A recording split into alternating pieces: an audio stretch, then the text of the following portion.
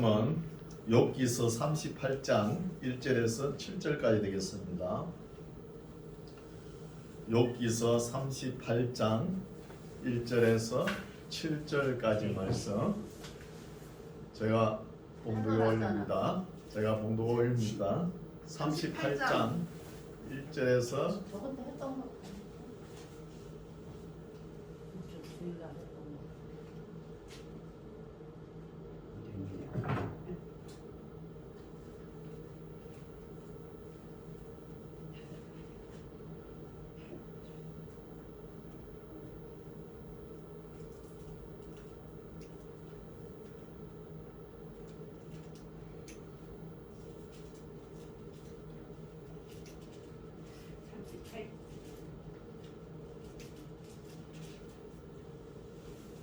제가 봉독에 올립니다. 38장 1절 때에 여호와께서 폭풍 가운데로서 욥에게 말씀하여 가라사대 무지한 말로 이치를 어둡게 하는 자가 누구냐? 너는 대장부처럼 허리를 묶고 내가 너게 묻는 것을 대답할지니라. 내가 땅에 기초를 놓을 때에 너가 어디 있었느냐? 너가 깨달아 알았거든 말할지니라. 누가 그 도량을 정하였었는지 누가 그 준성을 그 위에 띄웠었는지 너가 아느냐?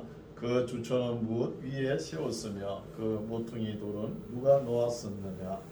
그때의 새벽별들이 함께 노래하며 하나님의 아들들이 다 기쁘게 소리하였었느니라. 아멘. 할렐루야. 2021년 마지막 주일 예배입니다. 올 한 해도 우리의 삶 속에 다사다난한 일들이 많았죠. 그 일들 하나님께서 다 선하게 인도하여 주셔서 오늘 우리가 예배 드릴 수 있는 것입니다. 항상 하나님 앞에 감사하시기 바랍니다. 오늘 말씀은 이제 욥기서가 이제 끝이 납니다.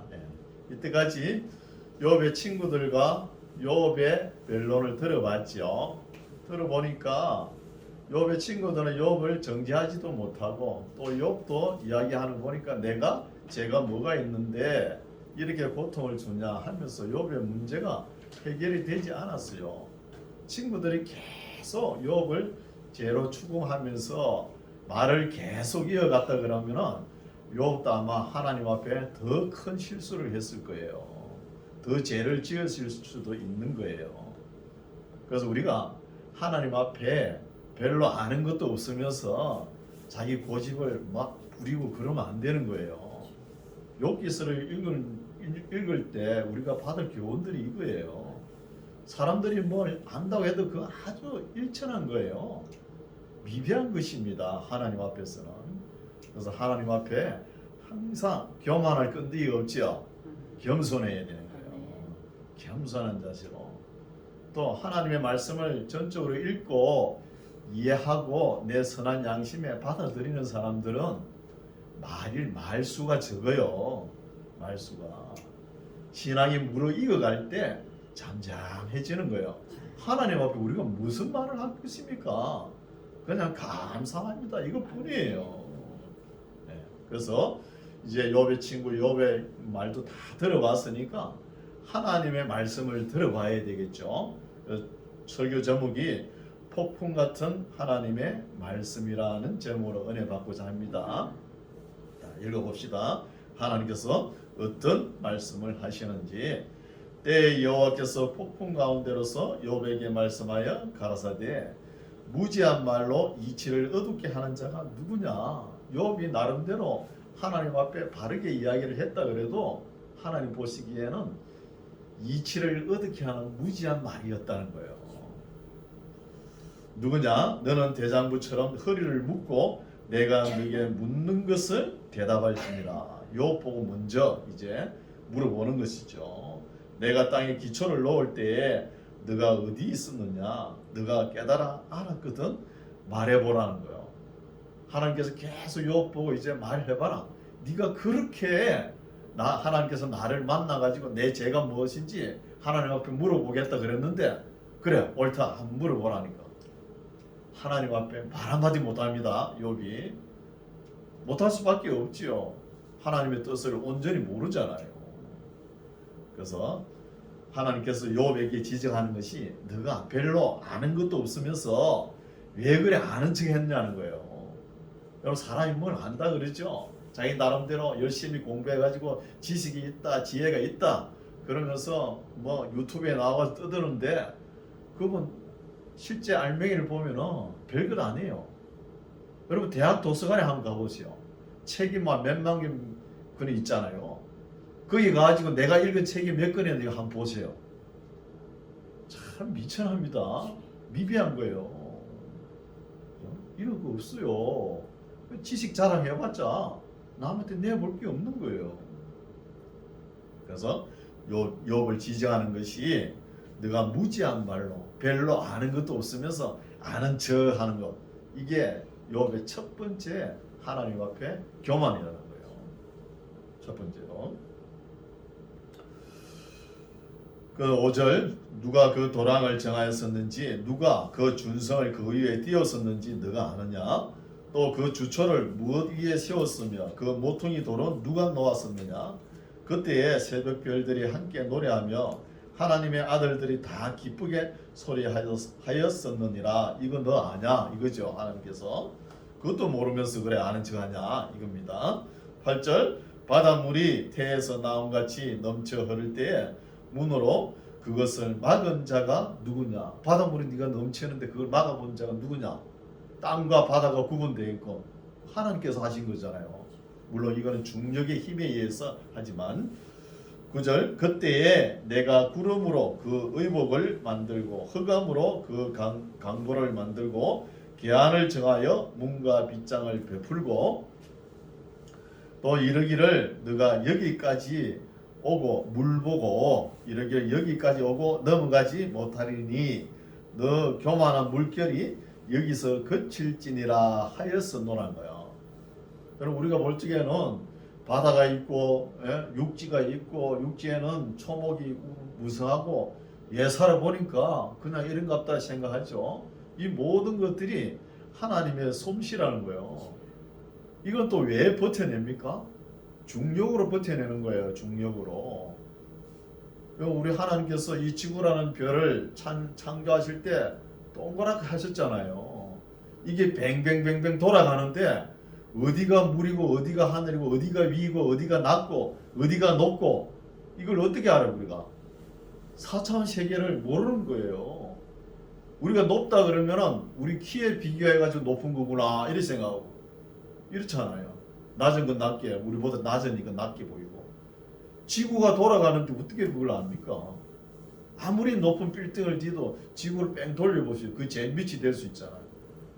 이렇게 사람들이 모르는 거예요. 그렇죠? 물론 중력으로 버티고 있는 것이죠.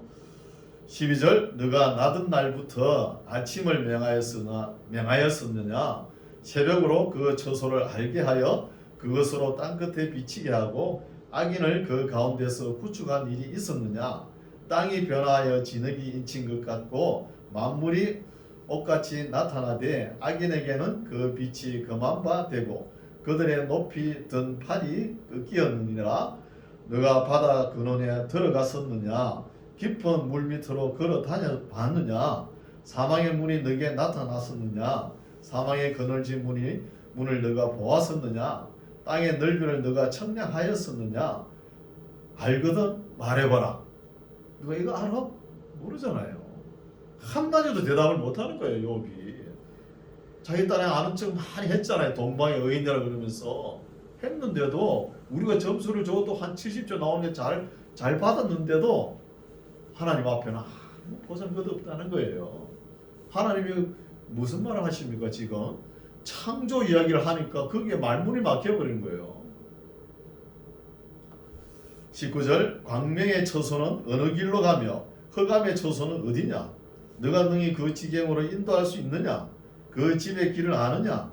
너가 아마 알리라. 너가 그때에 낯선나니 너의 연수가 많음이니라. 이거는 반어법이죠. 네가 뭐 가소로운 존재가 뭘 하나님 앞에 말이야 대들고 따지냐? 뭘 그래 아는 척을 했냐? 이 말이죠. 요 보고 22절 너가 눈 곳간에 들어갔었느냐? 우박 창고를 보았느냐? 내가 환란 때의 전쟁과 격투의 날을 위하여 이것을 저축하였노라. 광명이 어느 길로 말미암아 뻗치며 동풍이 어느 길로 말미암아 땅에 흩어지느냐?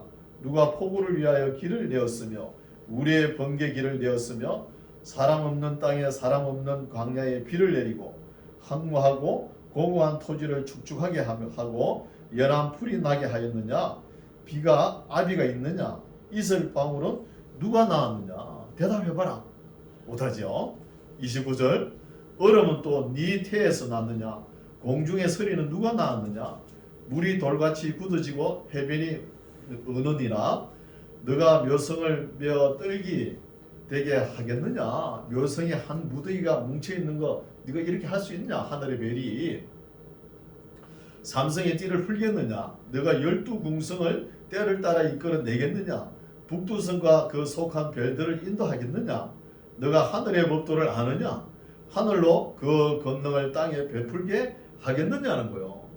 대답 한마디도 못하죠. 못합니다. 욥이. 34절 너 소리를 구름에 올려 큰 물로 너게 덮이게 하겠느냐? 너가 번개를 보내어 가게 하되 그것으로 너게 우리가 여기 있나이다 우리가 여기 있나이다 하게 하겠느냐? 가슴 속의 지혜는 누가 준 것이냐? 마음 속의 총명은 누가 준 것이냐? 누가 지혜로 구름을 계수하겠느냐? 누가 하늘에 병을 쏟아서 티끌로 진흙을 이루며 흙덩이로 서로 붙게 하겠느냐는 거야. 흙덩이가 붙어가지고 토질이 좋아가지고 곡식이 잘 돼야 되잖아요. 흙, 토질 이런 거 모든 것들이 이 지구에 있는 모든 것들은 내가 창조했다. 네가 그거 아느냐? 이 말이죠. 한마디도 못하죠. 욥이. 그래서 우리가 이 토양도 지력이 있어야 되는 거예요. 토양이 이거 흙을 한 주먹 지어가지고 바람이 휙 날려보면 다 날아가면은 이 토질이 안 좋은 거예요. 토양도 서로 붙어 있는 거예요. 흙덩이가 붙듯이 땅이 알갱이가 은 알갱이처럼 콩 알갱이처럼 이렇게 좀 있어야 되는 거예요. 그냥 먼지처럼 펄펄하면은 그게 곡식이 되지 않는 거예요. 그래서 보면은 땅에는 무기질과 유기질. 무기질은 뭐예요? 토양이죠. 유기질은 뭐예요? 거름이에요.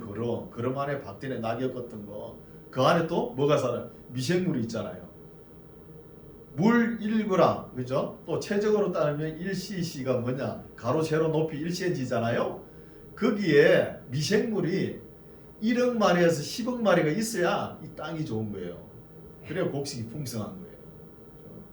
이렇게 하나님의 창조 솜씨가 세밀하다는 거예요. 이것도 모르면서 너가 아는 척 했냐는 거예요. 39절 너가 암사자를 위하여 식물을 사냥하겠느냐? 젊은 사자의 식량을 채우겠느냐? 그것들이 굴에 엎드리며 삼림에 누워서 기다리는 때이니라. 까마귀 새끼가 하나님을 향하여 부르짖으며 먹을 것이 없어서 오락가락할 때에 그것을 위하여 먹을 것을 예비하는 자가 누구냐? 네가 그것을 기르냐? 내가 먹을 거 입힐 거 나는 새도 다 기른다는 거예요. 네가 대답해봐라 그러면. 그렇죠? 대답 못하죠. 39장 산 염소가 새끼 치는 때를 너가 아느냐? 암사슴의 새끼 낳을 기한을 너가 알 수 있느냐? 그것이 몇 달 만에 만삭되는지 아느냐? 그 낳을 때를 아느냐? 지금은 알지요. 그렇죠? 과학이 발달해가지고 알잖아요. 그때는 몰랐다는 거예요. 욥 시대는 어떻게 알 수 있습니까? 아느냐? 그것들은 몸을 부풀리고 새끼를 낳아 그 괴로움을 지내어 버리며 그 새끼는 강하여져서 빈들에서 길리오다가 나가고는 다시 돌아오지 아니하느니라. 짐승 새끼 나오면 안 돌아오죠 또. 5절 누가 들나귀를 놓아 자유하게 하였느냐? 누가 빠른 나귀에 매인 것을 풀었느냐? 내가 들로 그 집을 짠 땅으로 그 사는 처소를 삼았느니라. 들나귀는 성읍에 짓거리는 것을 업신여기니 억하는 자의 자르는 소리가 그것에게 들리지 아니하며 초장이 된 산으로 두루 다니며 여러 가지 푸른 것을 찾느니라. 들소가 어찌 즐겨 너게 복종하며 너 외양간에 머물 수 있게 하겠느냐? 여러분 서양 소는 엄청 사나롭죠. 투사 같은 거 보십시오. 그 질들려면은 엄청 애를 먹습니다. 우리나라 소는 어때? 그래 순해요. 그렇죠? 논밭일도 잘하고 시키는 대로 잘하고 이런 것도 다 하나님께서 하시는 거야. 하나님께서 우리가 뭐 잘 나가서 한 게 아니에요.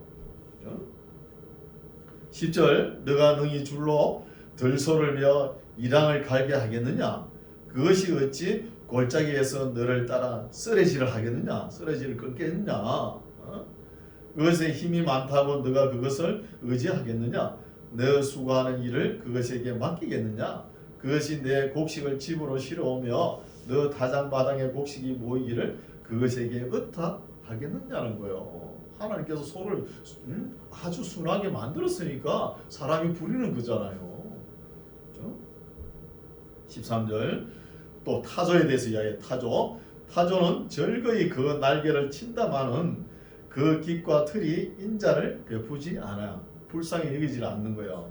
무엇은? 자기 새끼들 알을 갖다가 14절 그것이 알을 땅에 버려두고 모래에서 더워지게 하고 발에 끼어질 것이나 들짐승에게 밟힐 것을 생각지 아니하고 그 새끼에게 무정함이 제 새끼가 아닌 것처럼 하며 그 구라한 것이 헛되게 될지라도 개념치 아니하나니 이는 하나님 내가 지혜를 풍부하지 아니하고 총명을 주지 아니함이라는 거예요.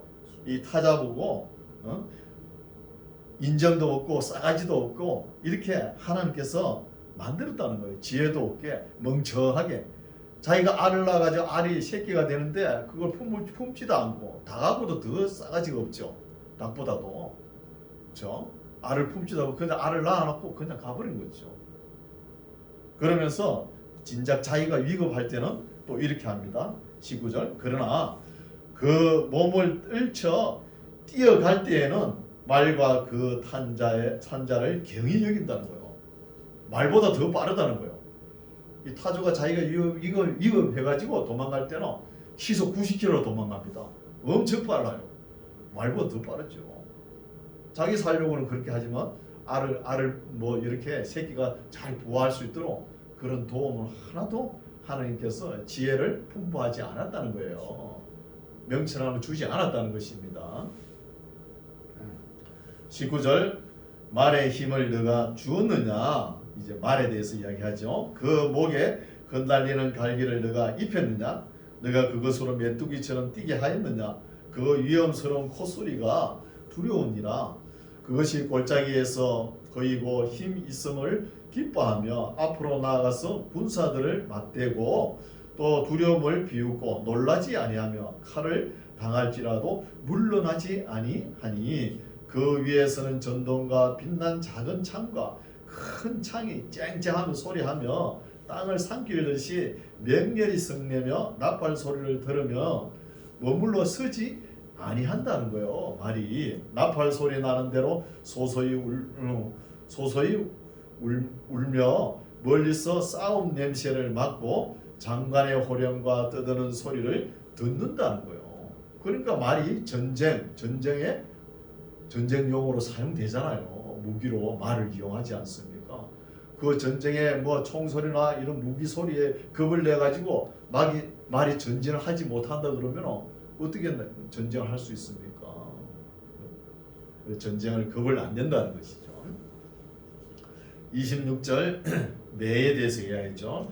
매가 떠올라서 날개를 펼쳐 남방으로 향하는 것이 어찌 너 지혜로 말미암았느냐 할 수 있냐는 거예요. 또 27절 독수리가 공중에 떠서 높은 곳에 보금자리를 만드는 것이 어찌 너 명령에 의지함이냐. 그것이 낭떠러지에 집을 지으며 뾰족한 바위 끝이나 험준한 데 거하며 거기서 움킬 만한 것을 살피나니 그 눈이 멀리 본다는 거예요. 독수리가 1km밖에 생지 그 동태를 살펴가지고 잡아먹는 거예요. 눈이 얼마나 밝습니까? 30절 그 새끼들도 피를 빠나니 살육당한 자 있는 곳에는 그것도 극이 있느니라. 죽음이 있는 곳에 독수리가 있죠. 왜 그런 이야기를 하시는 것이죠. 죽음 있는 곳에. 그래서 이제 요부터 먼저 하나님께서 말씀하시는데 하나님의 말씀이 무엇이냐?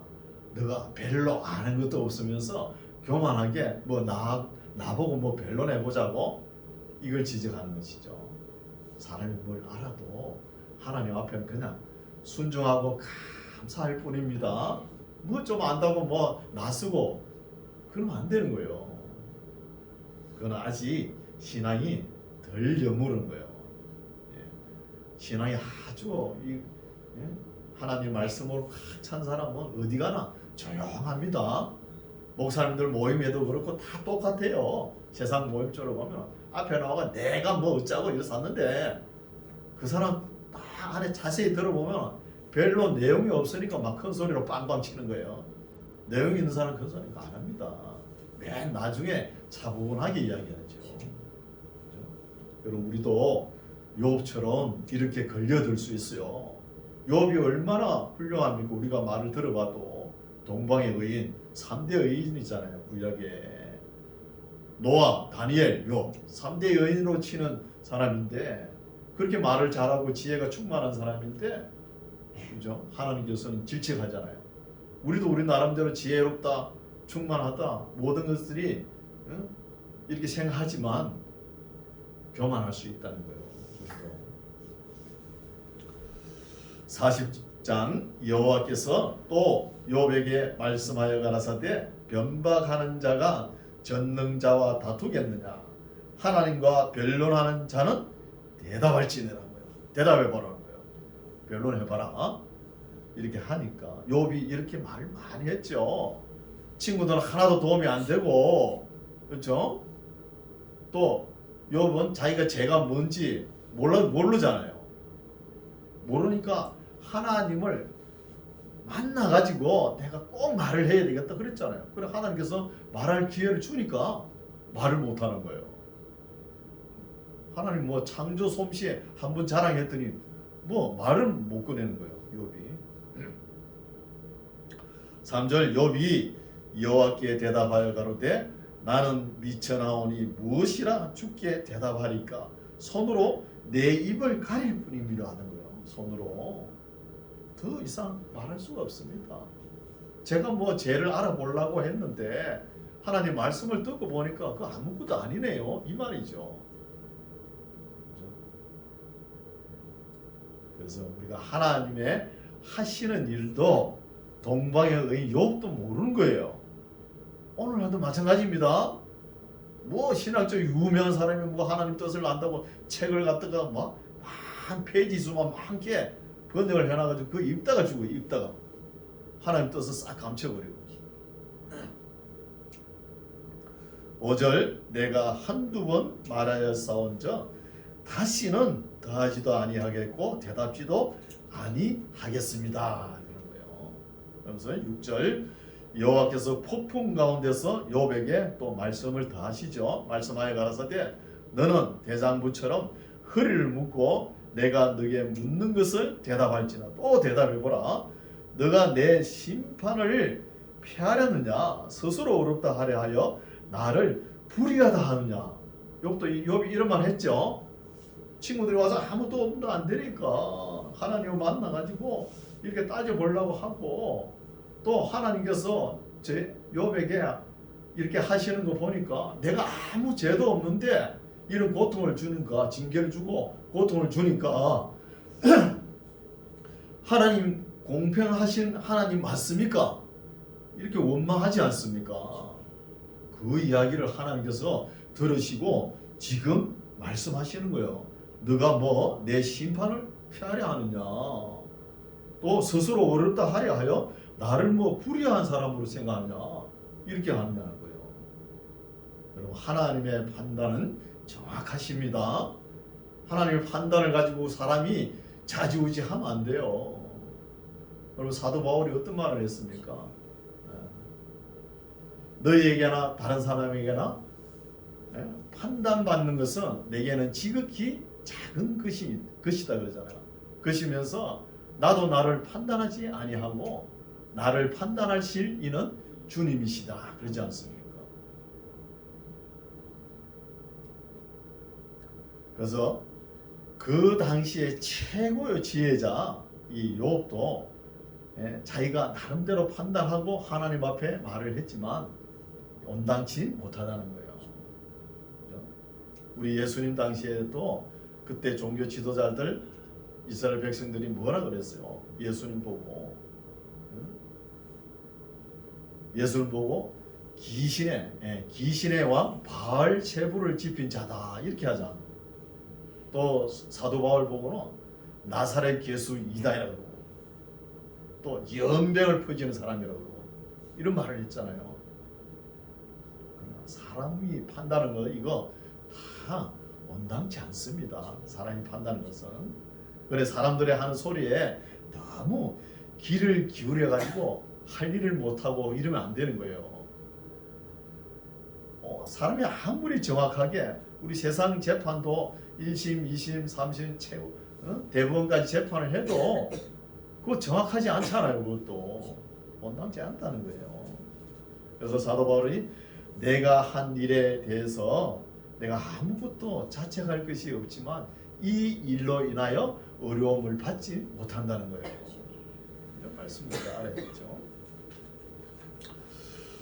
9절 너가 하나님처럼 팔이 있느냐 하나님처럼 우렁차게 울리는 소리를 내겠느냐 너는 위엄과 존귀로 스스로 꾸미며 영광과 함의를 스스로 입을지니라 너의 넘치는 노를 쏟아서 교만한 자를 발견하여 낱낱이 낮추되 곧 모든 교만한 자를 발견하여 낮추며 악인을 그 처소에서 밟아서 그들을 함께 진토에 묻고 그 얼굴을 싸서 어둑한 곳에 둘지니라.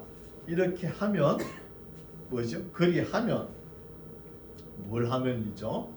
다시 읽을게요. 11절 너 지금 하는 모든 행동이 너의 넘치는 행동이 뭐냐? 노를 쏟았다는 거예요. 노를.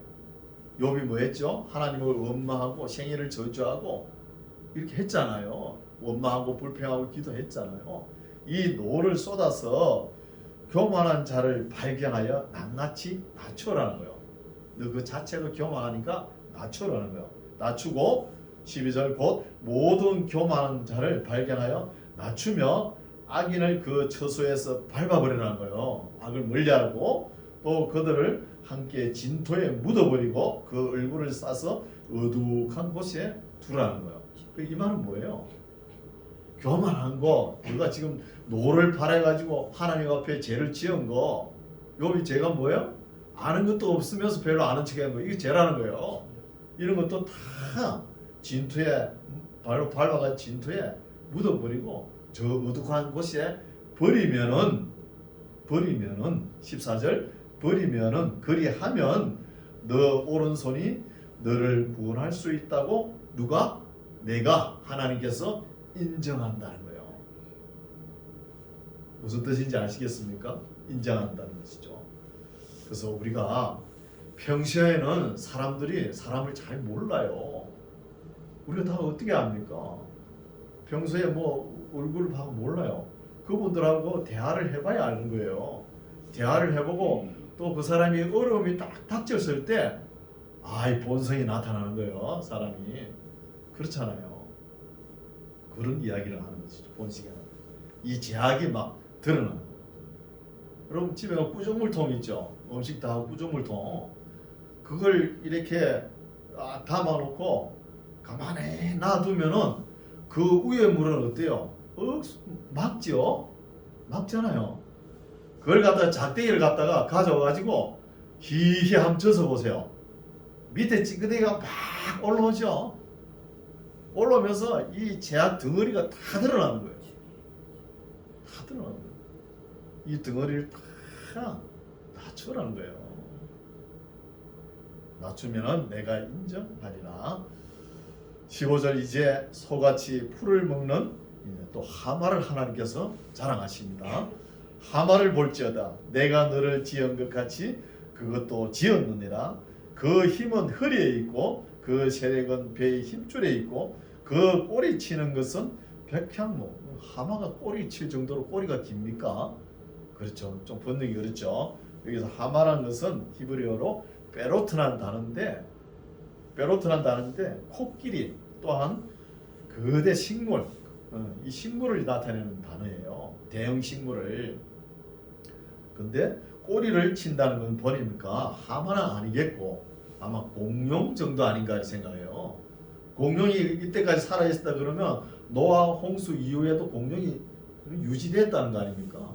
있었다는 것이죠.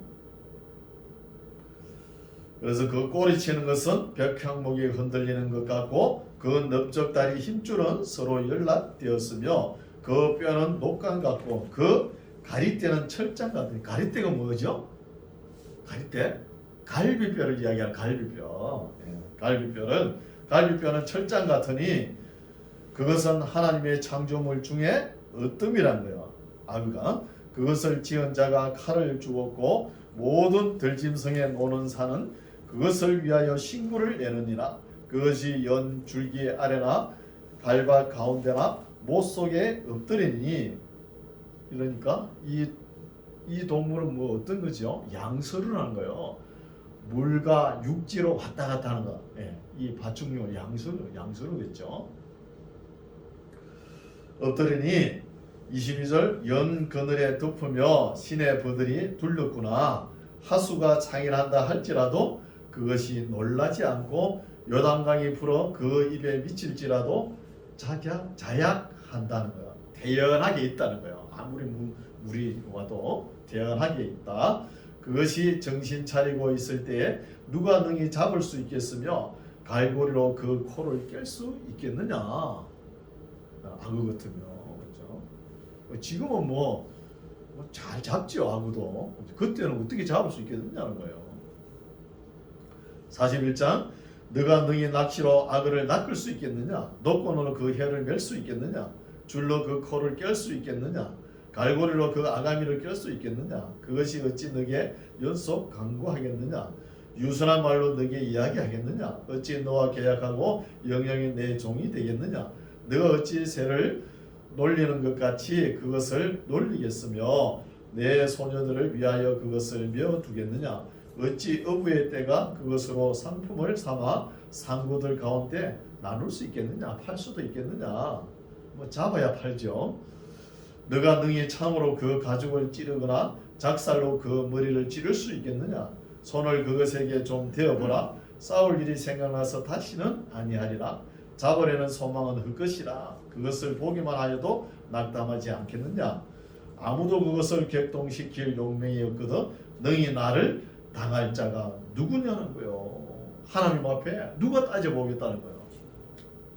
하나님의 창조의 그 섭리를 누가 따집니까? 따질 수 없다는 것이죠. 따져보겠다는 것 자체가 교만이라는 거예요. 교만. 11절 누가 먼저 내게 주고 나로 갖게 하였느냐. 온 천하에 있는 것이 다 내 것이라는 거예요. 우리 때로는 뭐 기도도 잘못할 수 있죠. 이렇게 할 수도 있습니다. 하나님 제가 이거 가장 소중한 것을 드립니다. 우리에게 갑절로 뭐 곱절로 갚아 주시옵소서 이 기도도 하잖아요. 그러나 그 기도를 엄밀히 보면은 좀 안 맞다는 거예요. 왜 안 맞냐? 아니 모든 것이 하나님 것인데 하나님께서 우리에게 주셨는데 우리가 뭘 하나님께서 조금 드려가지고 하나님 제가 드렸으니까 갚아주세요. 이런 소리 할 수 있어요? 안 맞잖아요. 조그마한 손으로 뭘 해가지고 하나님 이거 드리겠으니까 갚아주세요. 그렇게 할 수 있어요? 하나님 뭐 빚을 못 갚아 그러신 분이에요? 모든 것이 하나님 것인데. 12절 내가 악의 지체와 큰 힘과 훌륭한 구조에 대하여 잠잠치 아니하리라. 아직도 할 말이 더 많다는 거예요. 악에 대해서. 13절 누가 그 가죽을 벗기겠으며 그 아가미 사이로 들어가겠는고 누가 그 얼굴의 문을 열 수 있을까? 그 두루 있는 이가 두렵구나. 견고한 비늘은 그의 자랑이라. 서로 연함이 봉한 것 같구나. 하나님께서 왜 악을 창조하셨나 했더니 욥기 41장을 쓰시려고 창조하신 것 같아요. 악의 자랑을 많이 하시죠. 그렇죠? 여러분 악어는 지금도 그렇지만 여러분 사체, 동물이든 바다의 사체든 짐승들 사체를 그대로 길거리에 내버려 두면은 땅 토질이 오염이 돼요. 그래서 이 악어 같은 동물들이 잡아먹잖아요. 썩은 고기를 먹고 대변으로 내려놓잖아요. 그러면 오염이 안 돼요. 물하고 육지 바다도. 환경미화원이죠. 환경미화원. 16절 저것이 한테 붙었으니 바람도 그 사이로 들어가지 못하겠고 비늘 사이로 못 들어가고 서로 연하여 붙었으니 능히 나눌 수도 없구나. 그것이 재채기를 한적 광채가 바라고 그 눈은 새벽 눈꺼풀이 열린 것 같으며 그 입에서는 햇불이 나오고 불똥이 뛰어나며 그 콧구멍에서는 연기가 나오니 김이 나겠죠. 연기가 아니고 김 나오니 마치 솥이 끓는 것과 갈대에 타는 것 같구나. 그 숨이 능히 숯불을 피우니 불꽃이 그 입에서 나오며 힘이 그 목에 뭉키었고 두려움이 그 앞에서 뛰는구나. 그 살의 조각들이 서로 연하고 그 몸에 견고하여 움직이지 아니하며 그 마음이 돌같이 단단하니 그 단단함이 맷돌 아래짝 같구나 하는 거예요. 표현이 좀 강하죠. 그것이 일어나면 용사라도 두려워하며 경급하여 창황하며 칼로 칠지라도 쓸데없고 창이나 화살이나 작살도 소용이 없구나. 그것이 철로 초계같이 되어 검불같이 된다는 거예요. 철로 해도 또 노수로 썩은 나무같이 여기니 화살이라도 그것으로 도망하게 못하겠고 물맷돌도 그것에게는 겨같이 여기온다는 거예요. 악어에게 상처를 입힐 수 없다는 것이죠. 어떤 무기로도. 몸뚱이도 검불같이 보고 창을 던짐을 우습게 여기며 그 배 아래는 날카로운 와륵 같으니 와륵은 뭡니까? 와륵은 기왓장이죠. 기왓장 같으니 기왓조각 기왓장 같으니 진흙 위에 타자 기계같이 자취를 내는구나. 깊은 물로 솥에 물이 끓음 같게 하며 바다로 젓는 한기름 같게 하고 자기 뒤에 광채나는 길을 내니 사람이 보기에 바닷물이 백발 같구나. 땅 위에 위에는 그것 같은 것이 없나니 두려움 없게 지음을 받았습니다. 악어가 34절 모든 높은 것을 낮게 보고 모든 교만한 것에 왕이 된다는 거예요. 이게 무슨 말이에요?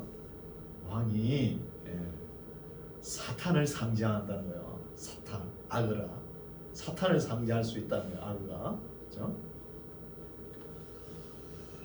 32절 욥이 여호와께 대답하여 가로되 주께서는 무소불능하시오며 무슨 갱량이든지 못 이루실 것이 없는 줄 아오니 무지한 말로 이치를 가리운 자가 누구니까?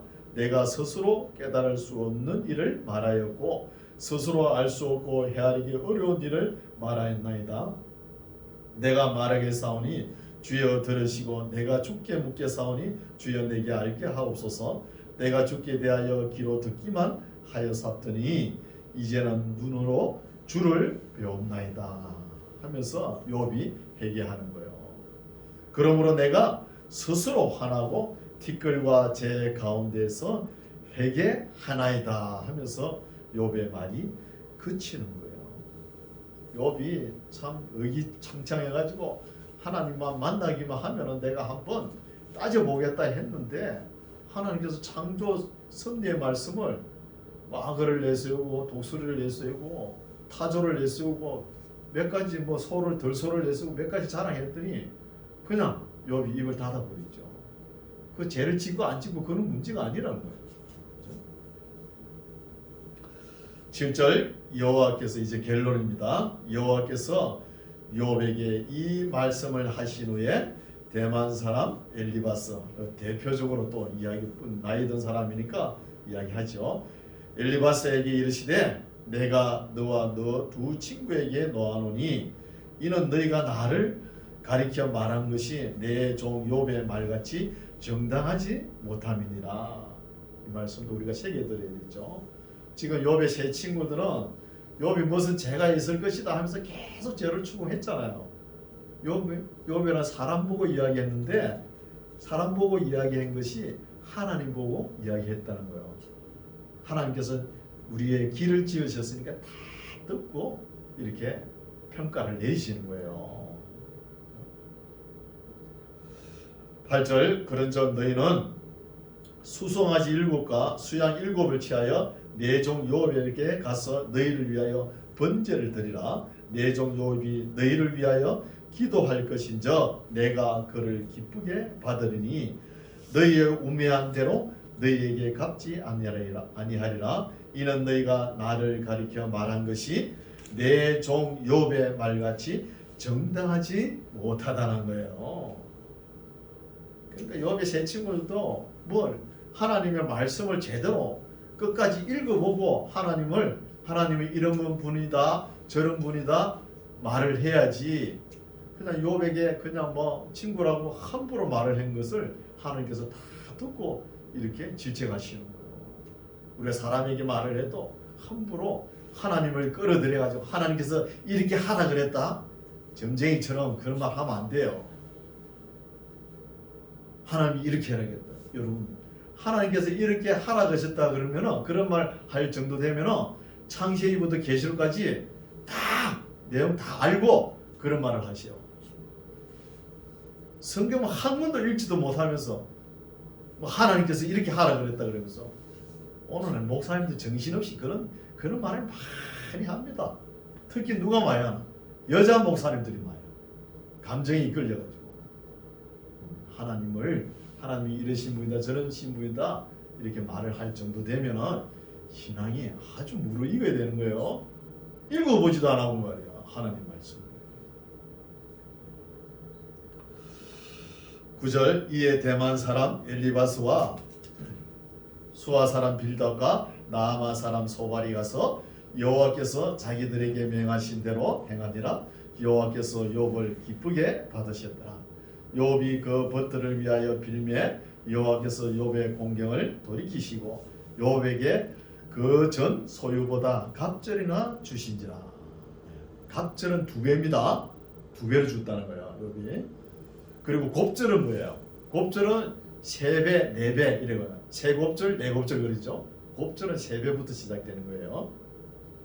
11절 이에 그의 모든 형제와 자매와 및 전에 알던 자들이 다 와서 그 집에서 그와 함께 식물을 먹고 여호와께서 그에게 내리신 모든 재앙에 대하여 그를 위하여 슬퍼하며 위로하고 각각 금 한 조각과 금고래 하나씩 주었더라.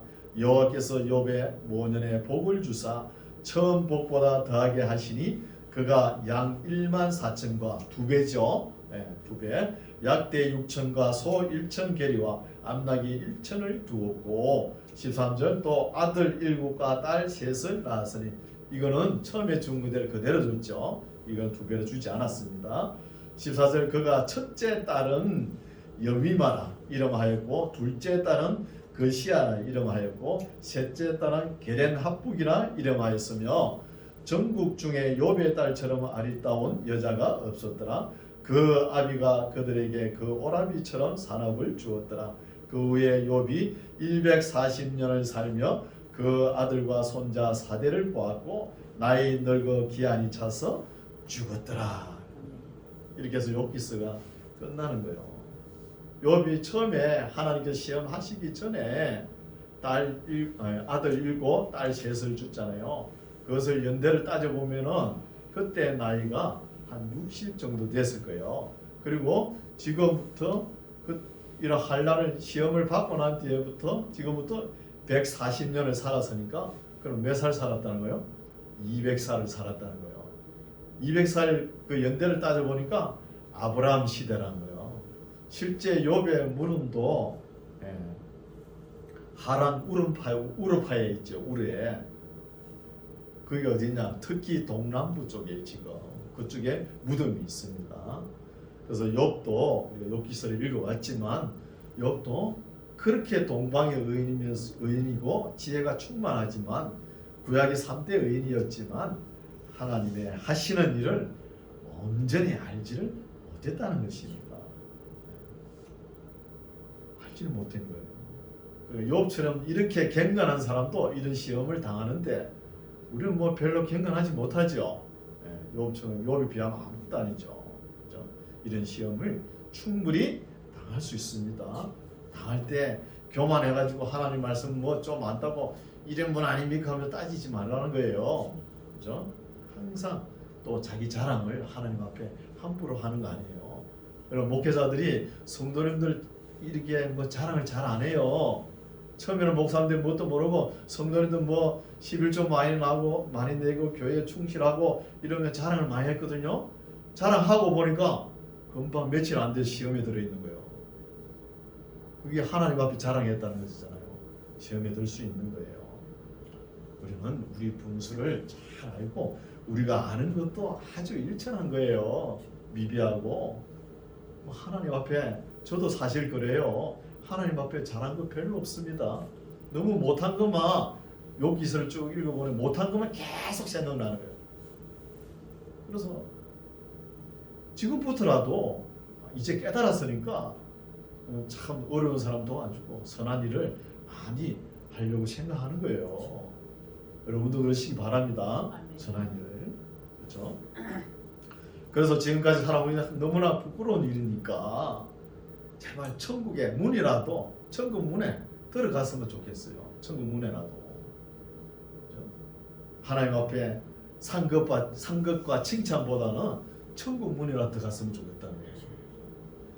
아직은 기회가 있죠. 기회가 있으니까 하나님 앞에 말씀으로 깨어서 경성하여 하나님 앞에 부끄럽지 않게 겸손한 신앙생활을 하면서 하나님께 영광 많이 돌리는 우리의 인생길이 되시기 바랍니다. 아멘. 기도하겠습니다. 하나님 아버지, 오늘까지 하나님의 사람 욥의 삶을 살펴보았습니다. 구약의 3대 의인다운 삶을 살아 큰 시험을 이기고 모년의 갑절로 복을 받는 모습을 봅니다. 하나님 아버지, 우리도 세상에 사는 날 동안에 허탄한 것을 위해서 몸과 마음을 허비하지 않게 하시고 우리의 힘과 정력을 가치없는 일에 쓰지 않게 하시고 영원한 가치 있는 일에 남은 삶을 바치는 우리 모두가 되게 하옵소서. 먼 훗날 주님 앞에 섰을 때 칭찬과 상급이 있는 우리의 삶이 되게 하옵소서. 예수님 이름으로 기도드립니다. 아멘.